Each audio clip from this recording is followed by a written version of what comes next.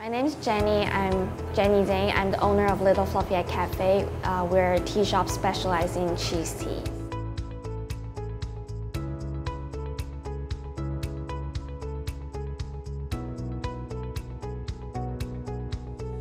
When I was on my 18th birthday, my mom gave me this stuffed toy that has my face on it, and I call the stuffed toy Little Fluffy Head.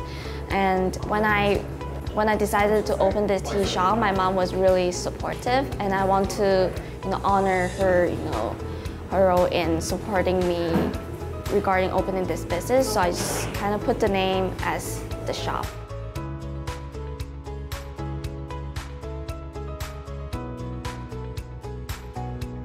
And also because all of our teas have the cream on top, kind of like a fluffy head.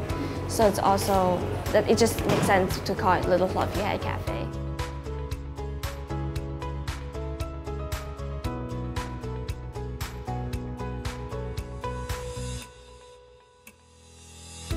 So I want the customers who are having the cheese tea to having the same kind of feeling that I had. Like, it's refreshing and also surprisingly good at the same time.